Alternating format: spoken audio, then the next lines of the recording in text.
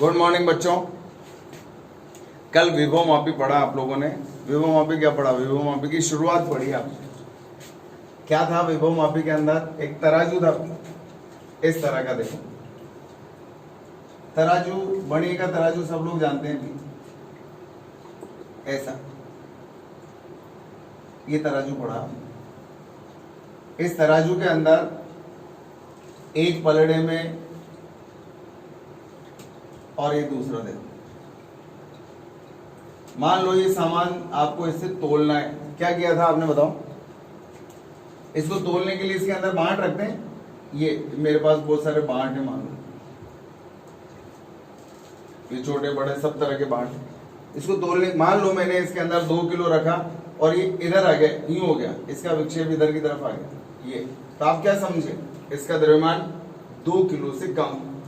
फिर मैंने 1 किलो का बांट रखा और फिर 500 ग्राम का रखा और ये बिल्कुल यहां आ गया इस जगह पे। इसका मतलब क्या हुआ? इस ज्ञात द्रव्यमान का, ये ज्ञात द्रव्यमान और ये अज्ञात द्रव्यमान, तो संतुलन की अवस्था को बोलते हैं शून्य विक्षेप। बताओ, शून्य विक्षेप पर m अज्ञात, जो अज्ञात द्रव्यमान है वो ज्ञात द्रव्यमान के बराबर होगा। ये तराजू का सिद्धांत है। बिल्कुल करंट इलेक्ट्रिसिटी में भी ऐसा ही होता है। ये जो शून्य विक्षेप बताने वाली चीज है, इसका काम गैल्वेनोमीटर के द्वारा किया जाएगा। और इस गैल्वेनोमीटर से हमने 2 सेल जोड़ दी। देख लो, ये है V ज्ञात, इधर अज्ञात और इधर ज्ञात। बताओ, जैसे 2 पलड़े हैं ऐसे ही ये 2 द्रव्यमान यहाँ है, 2 अज्ञात विभवांतर और ज्ञात विभवांतर, 2 विभवांतर यहाँ है। अगर इसमें इधर विक्षेप आता है, इसका मतलब समझ जाओ ये ज्यादा है। इधर विक्षेप आता है, समझ जाओ इधर ज्यादा है। हालांकि उल्टा भी बोल सकते हैं, लेकिन ये जरूर कह सकते हैं कि जब इसमें विक्षेप का मान 0 होता है, इस गैल्वेनोमीटर में विक्षेप 0 होने का मतलब क्या है? इन दोनों के मान बराबर है। तो शून्य विक्षेप की अवस्था पर काम करने वाला उपकरण है विभव मापी। विभव मापी की सहायता से हम इस अज्ञात विभवांतर का मापन करेंगे, और अज्ञात विभवांतर का मापन केवल तभी हो सकता है जब इस G के अंदर विक्षेप का मान 0। ठीक है, जब इसमें विक्षेप 0 होता है तब आप कह सकते हो ना कि भाई अज्ञात विभवांतर का मान ज्ञात विभवांतर के बराबर। ठीक है, इसके बाद पढ़ा आपने विभव प्रवणता क्या होती है, एक बार देख लो। ये बैटरी है, एक न्यूमेरिकल से समझाया था मैंने आपको। इस न्यूमेरिकल से मान लो इसका मान 20 वोल्ट है और इस तार की लंबाई का मान 10 मीटर के बराबर। इसको बोलते हैं विभव मापी तार, A से लेकर B तक। अब आप इस परिपथ में देख सकते हैं, इसकी वोल्टता को लेने वाला सिर्फ एक ही प्रतिरोध तार है, विभव मापी तार। मतलब इसके दोनों सिरों के मध्य विभवांतर का मान अभी 20 वोल्ट के बराबर होगा। तो 10 मीटर लंबाई पर विभवांतर कितना है? 20 वोल्ट। तो 1 मीटर लंबाई पर कितना आएगा? 20/10 बराबर 2 वोल्ट। 1 मीटर लंबाई पर विभवांतर का मान कितना आएगा? 2 वोल्ट के बराबर। तो ये बांट हो गया आपका। ये एक बांट का काम करेगा, जैसे तराजू के अंदर बांट होते हैं। ठीक है, अब देखो, अगर मान लो यहां से यहां तक की लंबाई का मान 1 मीटर है, ये 1 मीटर, तो बताओ इन दोनों के मध्य विभवांतर कितना आएगा? A और C1 के मध्य 1 मीटर लंबाई पर वोल्टता कितनी है? 2 वोल्ट। तो यहाँ 2 वोल्ट आएगा। अगर मान लो एक बिंदु ये है C2, यहाँ लंबाई का मान 2 मीटर है, तो बताओ इन दोनों के मध्य विभवांतर कितना आएगा? A और C2 के मध्य विभवांतर का मान कितना आएगा? 1 मीटर लंबाई पर 2 वोल्ट, तो 2 मीटर पर कितना आएगा? 2 से गुणा कर दूं। एक और बिंदु लो C3, 3 मीटर। बताओ A और C3 के मध्य विभवांतर कितना है? 1 मीटर पर कितना होता है 2 वोल्ट, तो 3 मीटर पर कितना आएगा 6 वोल्ट।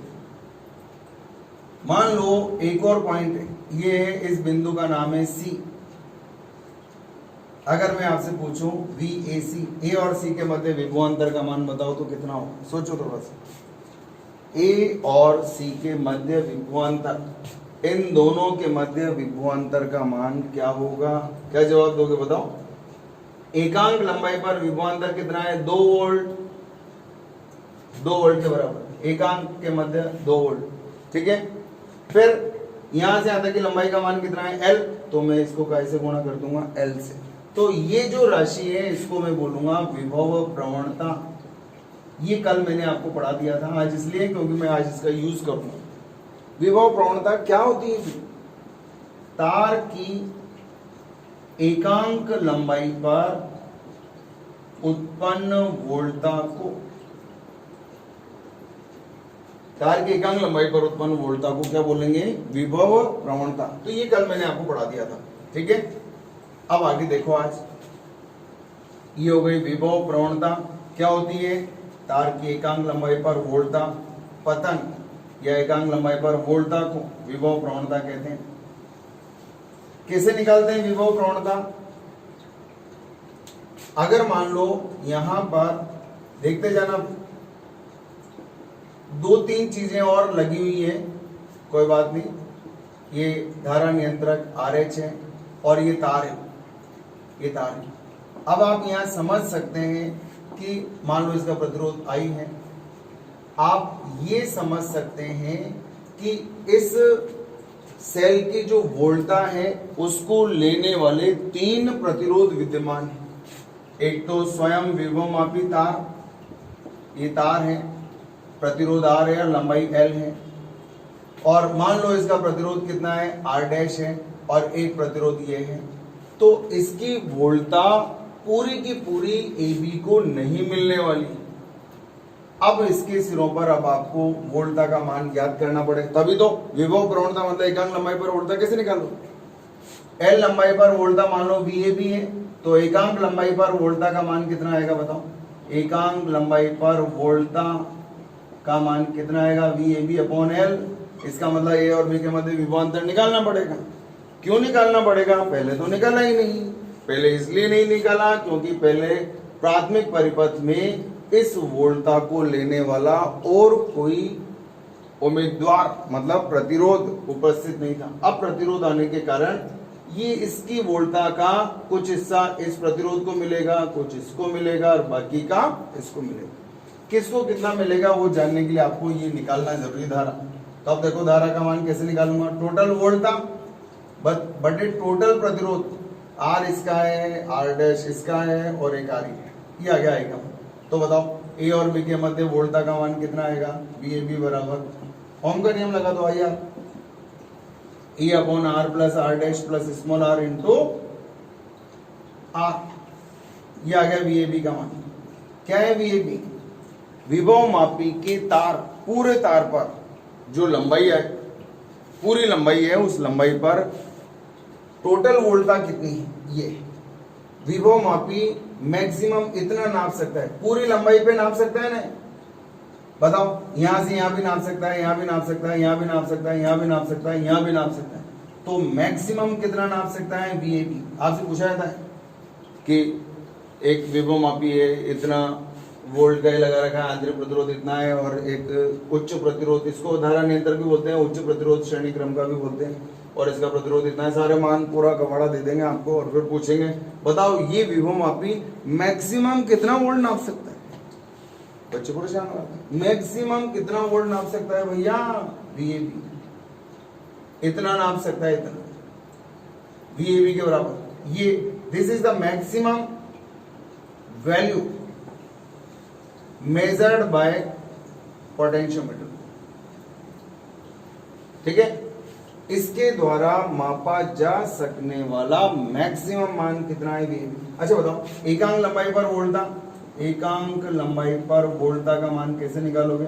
L लंबाई पर VAB, तो एकांक लंबाई पर वोल्टता का मान आएगा VAB बाई L, और इसे हम क्या बोलते हैं? विभव प्रवणता। इसको बोला जाएगा विभव। क्या होती है विभव प्रवणता, बताओ बताओ, विभव प्रवणता क्या होती है? विभव मापी तार की एकांक लंबाई पर वोल्टा पतन को, विभव मापी तार की एकांक लंबाई पर उपस्थित वोल्टा को विभव प्रवणता के नाम से जानेंगे। इसको आप अपने हिसाब से निकाल सकते हैं। मान लो किसी न्यूमेरिकल में आपको आंतरिक प्रतिरोध नहीं दे रखा है तो उसको हटा दो यहाँ से। अच्छा वीएबी का मान रखो, देखो ये रहा वीएबी का मान, E upon R plus R dash plus small R, ये तो हो गया आई, आर से गुणा कर दिया तो वीएबी, और इसमें काय का भाग लगाना है, एल का, ये एल का भाग। किसी न्यूमेरिकल में ये नहीं दे रखा तो इसको हटा दो यहाँ से। मान लो ये भी नहीं दे रखा तो इसको भी हटा दो। आप अपने हिसाब से वो डिजाइन कर सकते हैं फॉर्मूला, वो कोई प्रॉब्लम नहीं, वो बात की बात है, वो आसान काम है। बस ये आपको कंप्लीट बनाना आना चाहिए कि ये एक्स का मान कैसे निकालेंगे, क्योंकि ये एकांक लंबाई पर वोल्टा है। बिना बांट के तराजू की सहायता से अज्ञात द्रव्यमान का मापन संभव नहीं है। उसी तरह से विभव प्रवणता ज्ञात करना जरूरी है। तो विभव प्रवणता ज्ञात करने का एक तरीका तो ये है जो मैथमेटिकल, लेकिन अब मैथमेटिकली आप इसको निकाल तो लेंगे। मान लो मैंने इसका मान भी नहीं दिया, इसका मान भी नहीं दिया, अब क्या हुआ? अब विभव प्रवणता कैसे निकालूंगा? तो विभव प्रवणता का मान ये तो हो गया मैथमेटिकल कि भाई ऐसे निकालना चाहिए, लेकिन इसमें बैंड बज रहा है, ये भी मालूम होना चाहिए, ये भी मालूम होना चाहिए, ये भी मालूम होना चाहिए, ये सब मालूम होना चाहिए जब जाकर। लेकिन इतनी सारी जानकारी मान लो आपको नहीं है, कोई बात नहीं। अगर ये जानकारी नहीं है तो अब मैं कैसे ज्ञात करूंगा विभव प्रवणता का मान? कैसे ज्ञात करूंगा विभव प्रवणता का मान? जो अब नए तरीके से निकालेंगे, उस नए तरीके को कहा जाता है मानकीकरण, स्टैंडर्डाइजेशन ऑफ पोटेंशियोमीटर। विभव मापी का मानकीकरण, मानकीकरण के नाम से जानेंगे। वास्तव में मानकीकरण क्या है बताओ? एक्स मतलब विभव प्रवणता,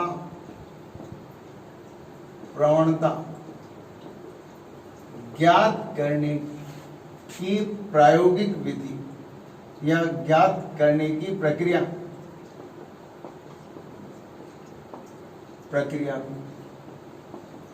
विभव प्रवणता ज्ञात करने की प्रक्रिया को क्या बोला जाएगा? मानकीकरण। एक तरह से आपको विभव प्रवणता ज्ञात करनी है। अभी ज्ञात करी तो थी अपन, लेकिन उसमें बहुत सारे मान चाहिए, ई चाहिए, आर चाहिए, ये चाहिए, लंबाई, प्रतिरोध, बहुत सारी चीजें चाहिए। कहां से लाएंगे? तो इतने सारी झंझट करने से बढ़िया हम एक काम करते हैं, एक ऐसा सेल काम में लेते हैं जिसका विद्युत वाहक बल आपको मालूम है। ऐसे सेल को बोला जाता है मानक सेल, स्टैंडर्ड सेल, स्टैंडर्ड काम के लिए स्टैंडर्ड सेल। ऐसा सेल जिसका विद्युत वाहक बल शुद्धता से ज्ञात हो, परफेक्टली आपको पता हो, एग्जैक्ट पता हो कि भाई इसका विद्युत वाहक बल इतना है। ऐसे हमारे पास दो सेल के एग्जांपल्स हैं। पहला कैडमियम सेल, इसका विद्युत वाहक बल 1.0186 वोल्ट होता है। और दूसरा डेनियल सेल, जिसका विद्युत वाहक बल E बराबर 1.08 वोल्ट होता है। कैलकुलेशन में 1.1 वोल्ट भी काम में ले लेते ताकि काटा पीटी आसानी से हो जाए। तो ये दो मानक सेल हैं, इन दोनों का इस्तेमाल कर, किसी भी एक का इस्तेमाल कर लेंगे। वैसे आपकी लैब में आपको डेनियल सेल मिलेगा। डेनियल सेल की सहायता से हम स्टैंडर्डाइजेशन करते हैं, मानकीकरण करते हैं। अब सुनो, मानकीकरण कैसे करें? जैसे मान लो आपके पास बांट नहीं है, बांट, और फिर भी तराजू तो है, तोलना भी आता है, लेकिन बांट ही नहीं है, आप क्या करेंगे? अब आप क्या करेंगे जब आपके पास बांट नहीं है? सब्जी वालों को देखा होगा, सब्जी वालों को देखा है, उनके पास इतना इन्वेस्टमेंट करने के लिए नहीं होता है कि अच्छे अच्छे सुंदर सुंदर बांट लेकर के आए। वो क्या करते हैं, किसी से भी एक आधा किलो का बांट लिया और एक पत्थर का टुकड़ा लेते हैं और उसको तराजू के अंदर रखते हैं और मान लो थोड़ा सा ज्यादा है तो थोड़ा सा छीनी से छील देते हैं। छीलते छीलते छीलते छीलते वो जब दोनों बराबर हो जाते हैं तो कह देते हैं भैया आधा किलो का बांट दो। सब्जी वालों के पास अक्सर आपको वो पत्थर के बांट मिलेंगे, देखते हो ना। तो वो पत्थर का बांट बनाया उन्होंने, उस प्रक्रिया का नाम है स्टैंडर्डाइजेशन, मानकीकरण। तो उन्होंने सबसे पहले क्या किया, मानकीकरण किया, और वही मानकीकरण अब मैं करने जा रहा हूं। ये एक तरह से परफेक्ट मालूम है। जैसे आधा किलो का बांट उसने उन्होंने किसी से उधार ले लिया, मैंने भी उधार ले लिया है ये सर, जिसका विद्युत वाहक बल मुझे मालूम है। मैंने क्या किया, एक सेल उधार ले लिया किसी से, भैया यार सेल देना, मेरे ये पता नहीं चल पा रहा कि इसका क्या कितना कितना क्या है, एकांक लंबाई पर वोल्टा कितनी है, ये 2 मीटर पे कितनी है, 3 मीटर पे कितनी, 4 मीटर पे कितनी, पता ही नहीं मुझे। तो मैंने क्या किया, एक सेल उधार ले लिया किसी से जिसका विद्युत वाहक बल मुझे एग्जैक्ट पता है। जैसे सब्जी वाले ने क्या किया था, एक दुकानदार से बांट उधार ले लिया, 1 किलो का, आधा किलो का, 200 ग्राम, बोला मैं दे दूंगा तेरे को, रुक जा। तो वो क्या करता है, पत्थर से बांट बनाता है, पत्थर का टुकड़ा लेता है, बिल्कुल चिलाई विलाई कर कुरा के बिल्कुल सुंदर बना करके उसके ऊपर लिख देता है ये 500 ग्राम, तोल करके बिल्कुल बराबर, ये 500 ग्राम का, ये 1 किलो का, ये 2 किलो का, ये 5 किलो का, इस तरह से बना लेता है। तो उसने जो प्रक्रिया की है, उस बांट को बनाने में जो काम किया है उसका नाम है मानकीकरण। ऐसे अब हमें इसका मानकीकरण करना है, मतलब हमें एकांक लंबाई पर वोल्टता कितनी है वो जानना है। तो हमने ऐसे ही एक सेल उधार ले ली किसी से, जैसे उसने बांट लिया था ऐसे ही सेल ले ली। हमें इसके बारे में पूरी पुख्ता जानकारी है कि भाई इसका विद्युत वाहक बल इतना है, इसका इतना है। तो कोई सा भी एक सेल दोनों में से मैंने लगा लिया। अब आपको ध्यान रखना है, ये उच्च विभव का सिरा है और ये निम्न विभव का सिरा है, और वैसे भी पता है धारा इधर जा रही है, धारा प्रतिरोध में higher potential to lower potential flow होती है, राइट। अब इसके जो कनेक्शंस हैं याद रखेंगे, ये हायर पोटेंशियल है, लोअर पोटेंशियल है, तो हायर पोटेंशियल ए की तरफ जोड़ेंगे और लोअर पोटेंशियल बी की तरफ, बी से जरूरी नहीं, बी की तरफ जोड़ेंगे। इसको मैंने ए से जोड़ दिया और दूसरे में गैल्वेनोमीटर, याद है तराजू चाहिए। बांट बनाने के लिए उस दुकानदार को, सब्जी वाले को क्या चाहिए था, तराजू, और बांट भी चाहिए था। ये बांट लगा दिया मैंने, और ये तराजू का ये वाला हिस्सा, ये वाला हिस्सा, ये वाला हिस्सा यहाँ लगा दिया। अब मैं क्या करता हूं, देखो मैंने यहां लगा के देखा इसको, इसमें विक्षेप 0 नहीं आया।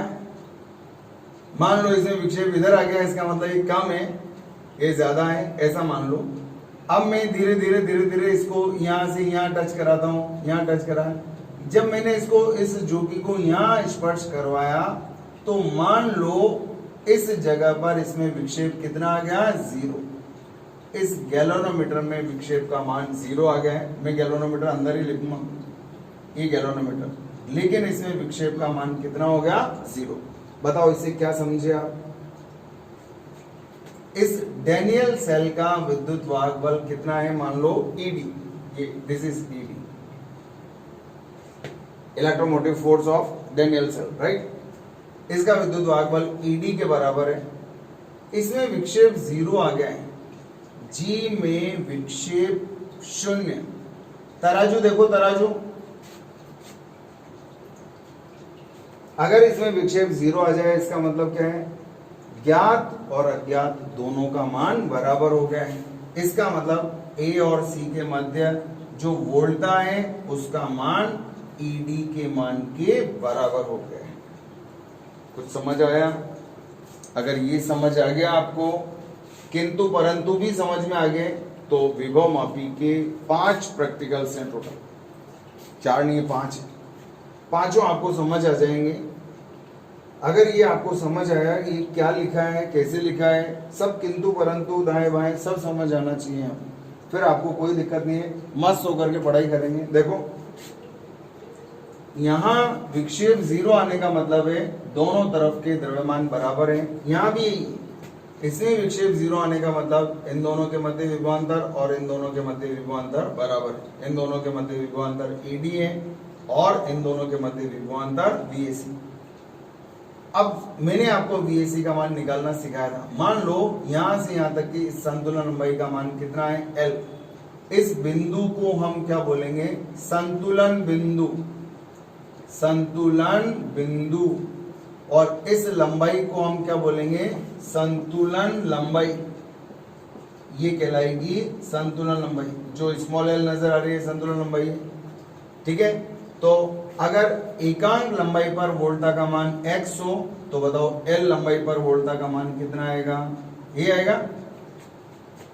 यहां से यहां तक की लंबाई को संतुलन लंबाई बोलेंगे। मान लो एकांक लंबाई पर वोल्टा कितनी है, x, तो l लंबाई पर वोल्टा का मान कितना आएगा, x इंटू l, और that is equal to ED। तो आपको x पता चल गया, ED अपॉन l। बताओ ये क्या है, मालूम, ये हमें मालूम। That is electromotive force of Daniell cell. Daniell cell का विद्युत वाहक बल है। और ये क्या है, संतुलन लंबाई। इस संतुलन बिंदु की इस उच्च विभव वाले सिरे से दूरी, A सिरे से दूरी, ये संतुलन लंबाई का मान। बताओ ये मालूम है और ये हमने ज्ञात कर लिया है। तो x का मान आएगा, ऊपर वोल्ट है और नीचे मीटर है। इस प्रकार से आप विभव प्रवणता का मान ज्ञात कर लेते हैं। एक तरह से सब्जी वाले ने क्या किया, बाट बना लिया। बाट कब बनेगा, जब वो देखेगा कि यहाँ विक्षेप का मान 0 है, इसका मतलब वो आधा किलो और ये आधा किलो दोनों इक्वल है।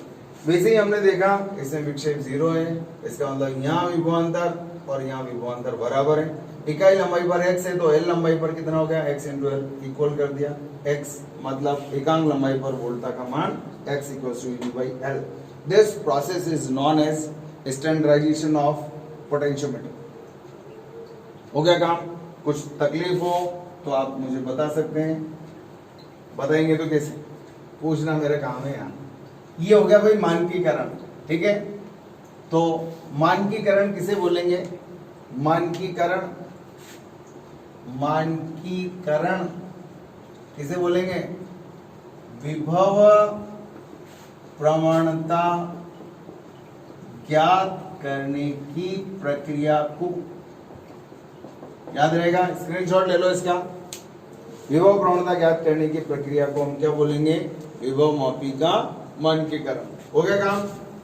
अब आपका विभव मापी तैयार है, आप क्या चाहते हैं वो सब काम करेगा। अब आपका स्किल डेवलप हो गया है, विभव मापी बिल्कुल तैयार है, बोला आ जाओ।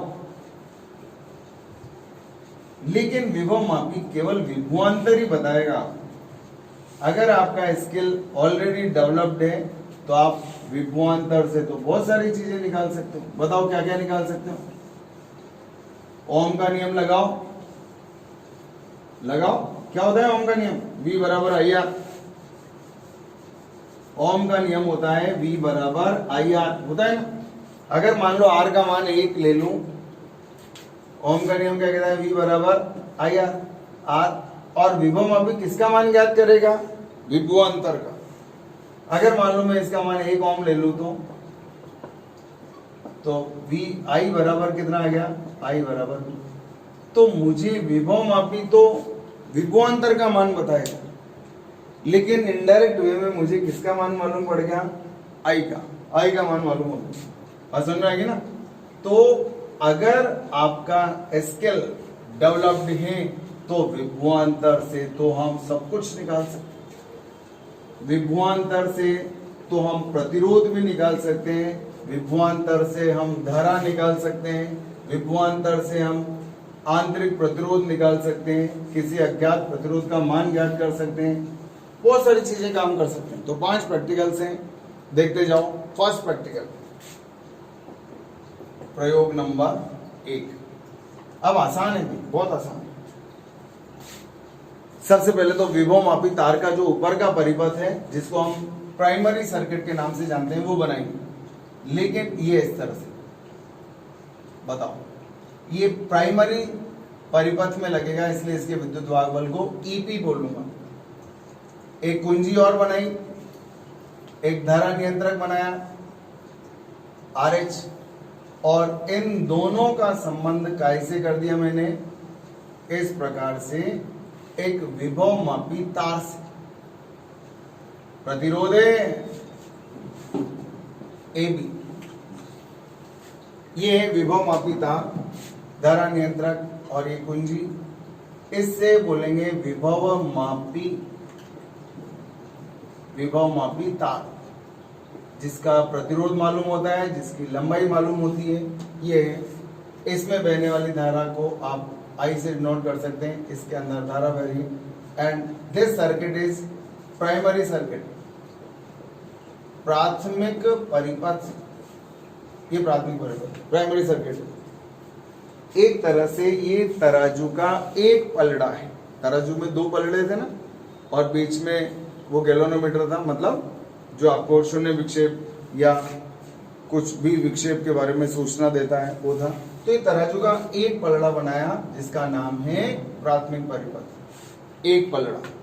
दूसरा पलड़ा भी जरूरी है, नहीं तो वो कैसे बनेगा भाई, तराजू बनाने के लिए आपको दूसरा चाहिए ना। तो मुझसे कहा जा रहा है कि इस विभव मापी की सहायता से दो सेलों के विद्युत वाहक बलों का अनुपात ज्ञात करो। मान लो इसका विद्युत वाहक बल E1 है, पता ही नहीं है, मान लिया मैंने। एक और सेल है, इसका विद्युत वाहक बल E2 है, और ये मुझे ये भी ज्ञात नहीं करना, ये भी ज्ञात करना नहीं करना, E1/E2 निकालना है।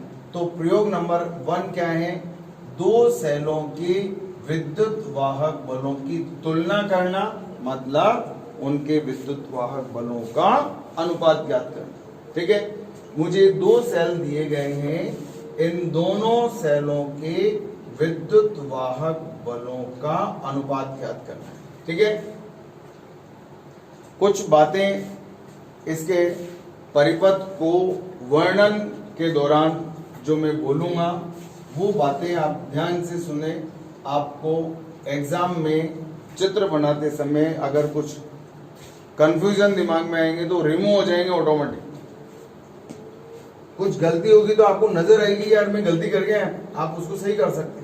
तो ध्यान से सुनो, जब तक किसी भी विभवांतर के दोनों सिरे परिपथ में न जुड़े तब तक वो परिपथ से बाहर ही माना जाता है, बाहर ही होता है, क्योंकि उसका धारा में कोई योगदान नहीं होता है। जैसे मान लो मैं इसकी एक टांग यहां जोड़ दूं, दूसरी अभी खुली पड़ी है, इसका मतलब अभी ये सेल परिपथ में नहीं जुड़ा हुआ है। परिपथ में तभी जुड़ा हुआ होगा जब ये परिपथ में धारा में योगदान करेगा या ये अन्य मानों को प्रभावित करेगा, और ये तभी संभव है जब इसके दोनों सिरे जुड़े हुए हैं।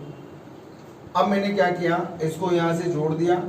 ध्यान दो, समस्त उच्च विभव वाले सिरे ए से, समस्त उच्च विभव वाले सिरे ए से, लेकिन अभी भी ये दोनों सेल परिपथ में जुड़े हुए नहीं हैं। अभी तो सिर्फ प्राथमिक परिपथ ही नजर आ रहा है आपको, आपका द्वितीयक परिपथ या ये दोनों सेल अभी जुड़े हुए नहीं। ठीक है, अब मैं क्या करता हूं, मेरे पास एक इस प्रकार की कुंजी, द्विमार्गी कुंजी, इसको द्विमार्गी कुंजी कहते हैं। इसमें 3 टर्मिनल होते हैं, इसके अंदर 3 टर्मिनल पाए जाएंगे। एक टर्मिनल ये, 1, 2 और 3। इसका नाम है द्विमार्गी कुंजी। द्विमार्गी, नजर तो 3 आ रहे हैं, द्विमार्गी क्यों लिखा, द्विमार्गी कुंजी, द्विमार्गी कुंजी। आपको गिनना भी नहीं आता सर, 3 है, आपने लिखा है 2। द्विमार्गी इसलिए लिखा है क्योंकि देखो इस कुंजी में देखो कितने मार्ग हैं बताओ, 1, और कनेक्शन के लिए टर्मिनल कितने चाहिए, 2। जैसे सेल है तो 2 सेल थोड़ी है, 1 सेल है, लेकिन कनेक्शन के लिए आपको 2 टर्मिनल चाहिए। तो देखो मार्ग कौन सा होता है, इन दोनों के बीच का ये मार्ग है, ये वाला, इन दोनों के बीच में ये वाला मार्ग है, इसलिए इसको क्या, कितने मार्ग हुए, इन दोनों के बीच में एक, इन दोनों के बीच में एक, तो द्विमार्गी इसलिए बोला गया है। तो पहली चीज ध्यान से सुनिए आपने, दोनों सेलों के उच्च विभव वाले सिरे ए से और निम्न विभव वाले सिरों को द्विमार्गी कुंजी के टर्मिनल 1 और टर्मिनल 3 से कर दिया और मध्य टर्मिनल 2। अब बताओ, अभी भी ये सेल परिपथ में नहीं जुड़ा है। क्यों, कैसे पता चला आपको? क्योंकि एक टांग जुड़ गई और दूसरी टांग अभी यही है। ये मार्ग है, मार्ग नजर आ रहा है ना आपको? ये बीच वाला मार्ग देखो, मैं थोड़ा सा और क्लियर कर दूं, इसको क्लियर दिखना चाहिए ताकि हम एग्जाम में ठोक करके चित्र बनाएं और हमें कॉन्फिडेंस हो कि हमने जो किया है वो बिल्कुल सही। देखो मैंने और क्लियर बना दिया, टर्मिनल नंबर 1, टर्मिनल नंबर 2 और टर्मिनल नंबर 3। 1 2 3 3 टर्मिनल है, मार्ग 2 ही है, एक मार्ग इन दोनों के बीच का, एक मार्ग इन दोनों के बीच का। बीच वाले टर्मिनल नंबर 2 से मैंने वो एक गैल्वेनोमीटर जोड़ा जो मुझे ये बताएगा कि विक्षेप कितना है, और मेरे पास एक जोकी, ये जोकी, अब मैं इसको कहीं भी स्पर्श करा सकता हूं। मान लो मैंने यहाँ स्पर्श करा है, ध्यान से देखते जाओगे। अभी भी ये सेल परिपथ में जुड़ा हुआ नहीं है क्योंकि इसका एक सिरा जुड़ गया लेकिन दूसरा सिरा यही है। अभी ये सिरा अभी गैल्वेनोमीटर से नहीं जुड़ा है। इसका मतलब अभी जो आपको नजर आ रहा है चित्र में, भले ही इतनी सारी चीजें नजर आ रही है लेकिन अभी भी प्राथमिक परिपथ ही नजर आना चाहिए। एक्टिव केवल प्राथमिक परिपथ है और ये जुड़े हुए हैं लेकिन डीएक्टिवेटेड है। जैसे कोई बोले सर गैल्वेनोमीटर तो जुड़ रहा है, गैल्वेनोमीटर भी नहीं जुड़ रहा है क्योंकि गैल्वेनोमीटर की केवल झोंकी को जोड़ा है मैंने यहाँ स्पर्श करवा करके, लेकिन इसकी दूसरी टांग तो यही है। ये टांग ना इससे जुड़ रही है ना इससे जुड़ रही है, बीच में मार्ग खाली है ना, खाली मार्ग है। अब देखो मैंने क्या किया, आपको समझ आ रहा है कि ये सेल भी अभी बाहर है, ये सेल भी बाहर है, गैल्वेनोमीटर भी बाहर है। इसका मतलब अभी तराजू का एक पलड़ा नजर आ रहा है आपको और वो ये वाला है, लेकिन तराजू से तोलने के लिए, तुलना करने के लिए, शून्य विक्षेप प्राप्त करने के लिए दो पलड़े चाहिए, दो चाहिए, एक में ज्ञात और दूसरे में अज्ञात। तो मैंने क्या किया, देखो मैंने इस मार्ग में एक क्लिप लगा दिया, इस तरह का ये क्लिप लगा दिया। बताओ कनेक्शन हो गया? अभी क्लिप लगाते ही कनेक्शन हो गया। ये क्लिप लगा दिया मैंने, देखो ये क्लिप लग गया। अब ये क्लिप लगते ही क्या हो गया, कनेक्शन चालू, क्योंकि अब आप देखेंगे कि इसका धन सिरा यहां जुड़ गया और दूसरा इसका ऋण सिरा जो कि से होता हुआ यहां जुड़ गया ना।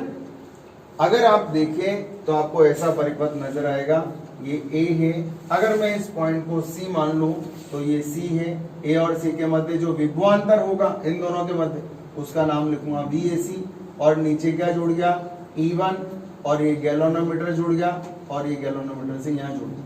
बताओ, ऐसा देखना आना चाहिए कि भाई ए और सी के मध्य विभवांतर है, याद है हमें, यही तो है, ज्ञात मानकीकरण किया था ना। इकाई लंबाई पर x है, अगर मान लो कोई बोले यहाँ से यहाँ तक की लंबाई का मान L है, इकाई लंबाई पर x, तो L लंबाई पर वोल्टा का मान कितना आएगा, x × L के बराबर। तो ऐसा नजारा आपको यहाँ समझ आना चाहिए। तो आपको पोटेंशियोमीटर के न्यूमेरिकल्स कभी भी धोखा नहीं देंगे। अगर आपको उनको अपना बनाना है तो पहले इसका कंसेप्ट को अपना बनाओ, रट्टा मत मारो। रट्टा मारने से प्रॉब्लम सॉल्व नहीं होंगी। बस ये कि आपको ये इसको लिखना आ जाएगा, चित्र बनाना आ जाएगा, उससे काम नहीं चलेगा। मैंने जो ही इसको यहाँ पे जोड़ा तो ये कनेक्शन, लेकिन अभी ये भी बाहर है, ये तो बाहर है अभी, क्योंकि इसकी एक टांग जुड़ी है, दूसरी टांग अभी गैल्वेनोमीटर से कहाँ जुड़ी है। इसका मतलब ये हुआ E2 परिपथ से बाहर है। मान लो इस मार्ग का नाम मैंने X रख दिया, तो मैंने बताओ ये क्लिप कहाँ लगाया, X मार्ग में, और Y मार्ग क्या है, अभी भी खुला है। Y मार्ग खुला है और एक्स मार्ग को मैंने बंद कर दिया, तो ये सेल परिपथ में आ गया। तो बताओ अज्ञात कौन सा हो गया? एक पलड़े में ज्ञात और दूसरे पलड़े में अज्ञात। तो बताओ अगर इसमें विक्षेप 0 आ जाए तो, अगर इसमें विक्षेप 0 आ जाए तो इसको मान लो यहां टच कराए, अभी उसकी तुलना अगर मैं यहां करूंगा तो अभी अज्ञात कौन सा है? ये वाला, ये अज्ञात है और ये कौन सा है? ज्ञात। तो बताओ मैं इस जोकी को तार पर कहीं भी स्पर्श करा देता हूं, कब तक मैं इसको सरकाऊंगा? जब तक इसमें विक्षेप का मान 0 नहीं आ जाता है। तो देखो y खुला है और x में प्लग लगा दिया है, प्लग मतलब क्लिप लगा दी, प्लग लगा है, हो गया। ये स्टेप फर्स्ट है मेरा। क्या किया? y को खुला रखा और x में प्लग लगा दिया। यदि g में विक्षेप क्या आ जाए? g में विक्षेप 0 L1 लंबाई पर प्राप्त हो,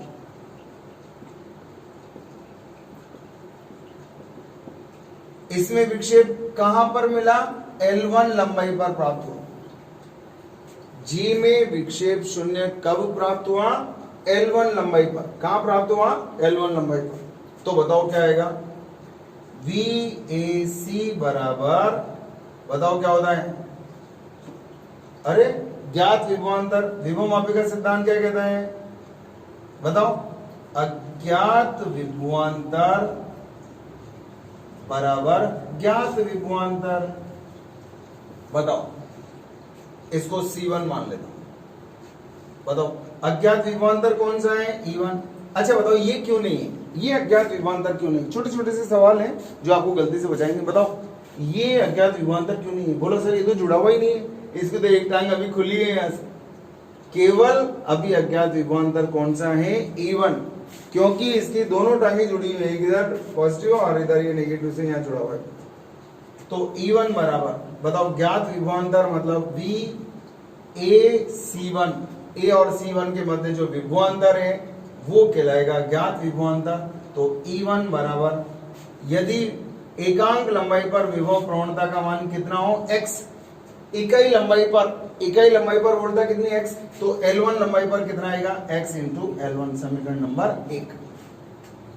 तसल्ली से समझो पहले प्रैक्टिकल को, बाकी तो धड़ाधड़ आपको समझ में आ जाएंगे। एक ही समझ में आना चाहिए अच्छे से। क्या किया आपने? यहाँ प्लग लगाया और संतुलन लंबाई का मान निकाल लिया।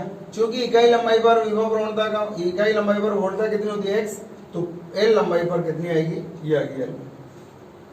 अब मैंने क्या किया? अब इसके लिए भी, इसको भी ज्ञात करूंगा ना। अब मैं क्या करूंगा? यहां से प्लग हटाया, कहां से? x मार्ग से प्लग हटा करके कहां लगा दिया? अब y में लगा दिया, y में लगा दिया। तो स्टेप सेकंड क्या कह रहा है? x से प्लग हटाकर y में लगा दिया,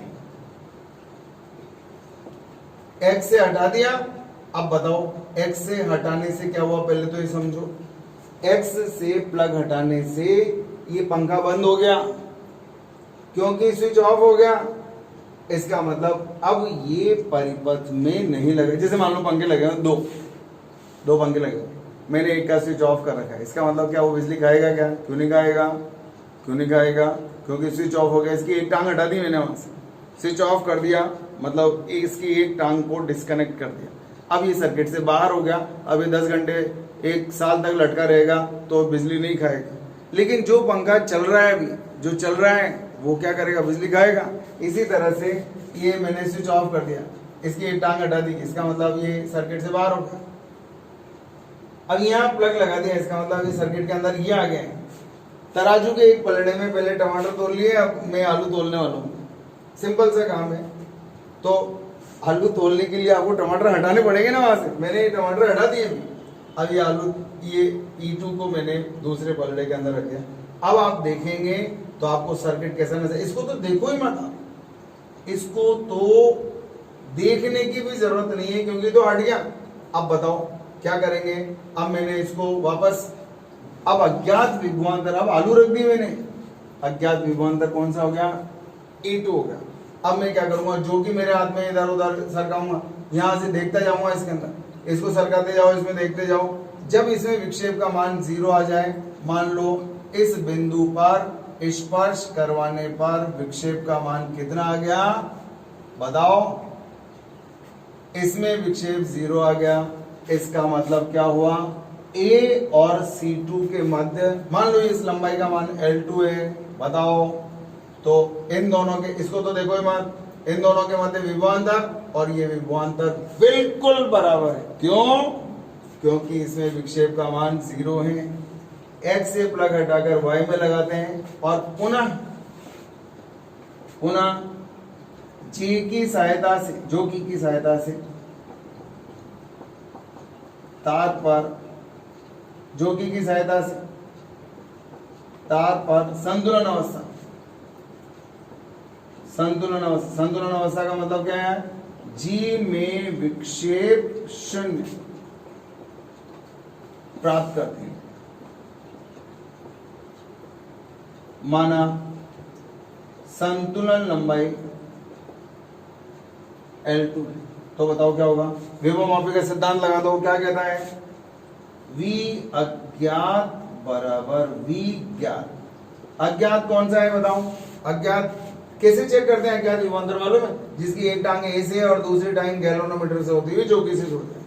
तो बताओ क्या हो गया, E2 बराबर किस किस के बीच में, A और C2 के बीच में, A और C2 के मध्य का विभवांतर इस विभवांतर के बराबर। इसको तो देखना ही नहीं है क्योंकि इसकी टांग तो हटी हुई है, इसके मध्य विभवांतर E2 है और इसके मध्य जो भी विभवांतर होगा दोनों बराबर होंगे। क्यों बराबर होंगे, क्योंकि इसके अंदर विक्षेप का मान 0 है। विक्षेप 0 होते ही पलड़े में आप देखते हैं तराजू के अंदर विक्षेप 0 आ गया, इसके अंदर दोनों तरफ का समान बराबर हो गया। बताओ E2 बराबर क्या आया, एकांक लंबाई पर वोल्टता का मान x है, तो L2 लंबाई पर वोल्टता का मान आएगा x इंटू L2। इकाई लंबाई पर वोल्टता x, तो L2 लंबाई पर कितनी आएगी, x इंटू L2। क्या ज्ञात करना था मुझे, E1 अपॉन E2। तो देखो E1 अपॉन E2 बराबर आएगा XL1 अपॉन XL2, कट गया, बराबर L1 upon L2। Your answer is E1 upon E2 बराबर L1 अपॉन L2। ज्ञात हो गया। इसका मतलब क्या हुआ, विभव मापी की सहायता से दो सेलों के विद्युत वाहक बलों का अनुपात, विभव मापी की सहायता से दो सेलों के विद्युत वाहक बलों का अनुपात इनकी संतुलन लंबाइयों के अनुपात के बराबर होता है। सिद्ध करने के लिए भी आ सकता है, सिद्ध करोगे ऐसा होगा, अपन काम कर सकते हैं, बहुत आसान काम है, कुछ भी टफ नहीं है।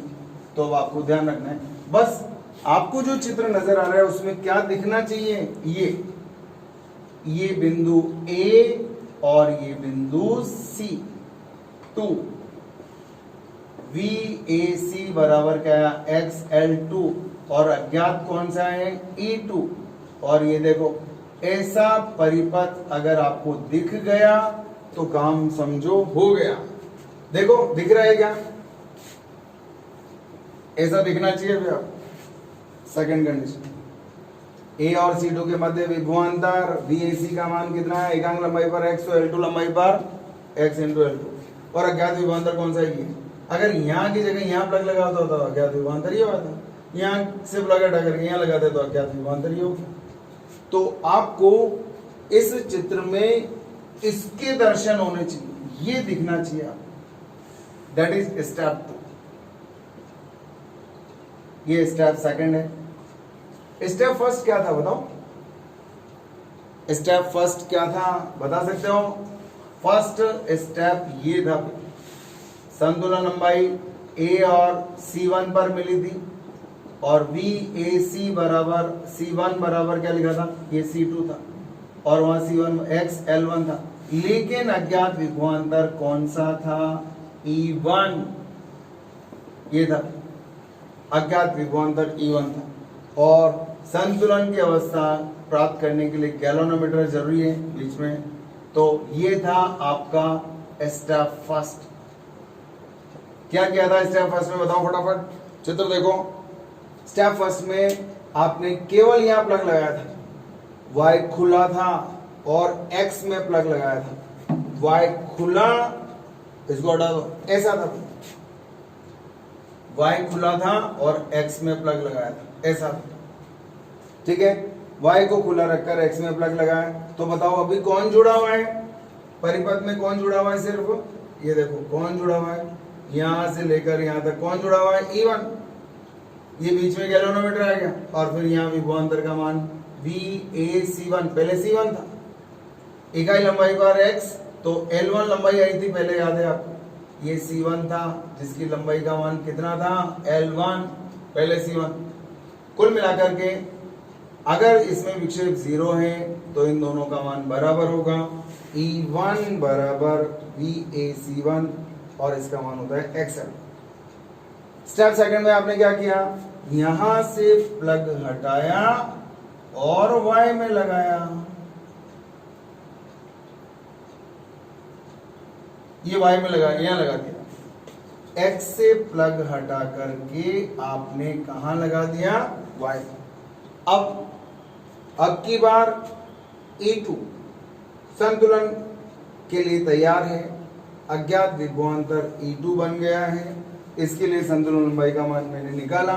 यहाँ संतुलन बिंदु का मतलब क्या है, जिस बिंदु पर झुकी को स्पर्श कराने पर G में विक्षेप का मान 0 प्राप्त हो जाए वो संतुलन बिंदु, और इसकी उच्च विभव वाले से A सिरे से दूरी को संतुलन लंबाई, इकाई लंबाई पर x, तो L2 लंबाई पर x इंटू L2, ये हो गया, और ये हो गया आपका अज्ञात विभवांतर। तो संतुलन की अवस्था में E2 बराबर क्या आएगा, बोलो, E2 बराबर VAC2 XL2, E2 बराबर XL2 तो बाद की बात है, VAC2, और यहाँ E1 बराबर क्या आएगा, VAC1, A और C1 के मध्य वोल्टता का मान E1 के बराबर, A और C2 के मध्य वोल्टता का मान E2 के बराबर, इसमें इसका वाक लगा लो, आंसर आ जाएगा। VAC1 क्या था, XL1, ये क्या था, XL2।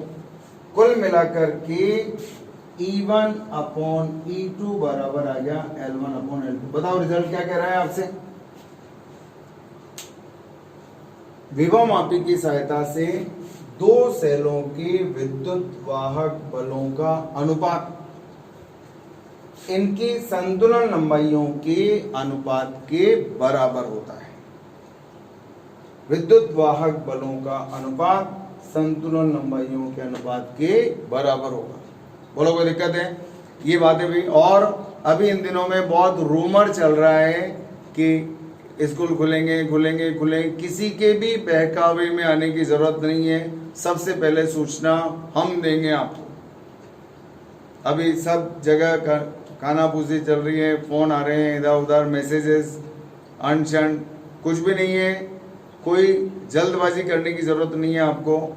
अभी कोटा आने की जरूरत नहीं है, घर से पढ़ाई करो, इन रूमर्स से अपने आप को विचलित मत होने दो। अभी आपको और कम से कम 1 महीना आपको घर रह करके पढ़ना पड़ेगा, ये मिनिमम बता रहा हूँ। अभी स्कूल खुलने के चांस नहीं है, सिलेबस के बारे में भी बहुत सारी रूमर्स चल रही हैं, अभी कुछ भी डिसाइडेड नहीं है, तो हम सबसे पहले आपको सूचना देंगे आने के लिए, क्योंकि यहाँ अभी महामारी है, आप सुरक्षित रहिए, उससे दूर रहिए। घर हैं तो कम से कम सुरक्षित तो हैं। चलो, तो बाकी पढ़ेंगे, अब कल पढ़ेंगे, तो जब तक सुरक्षित रहिए, मस्त रहिए, इसके प्रॉब्लम्स करते रहिए, चैप्टर तैयार कर लो भी अब, बिल्कुल फैंटास्टिक। आज आपका टेस्ट भी है शाम को, और पहला टेस्ट है इस चैप्टर का, इसलिए बहुत आसान टेस्ट है, ठीक है। Have a good day, thank you.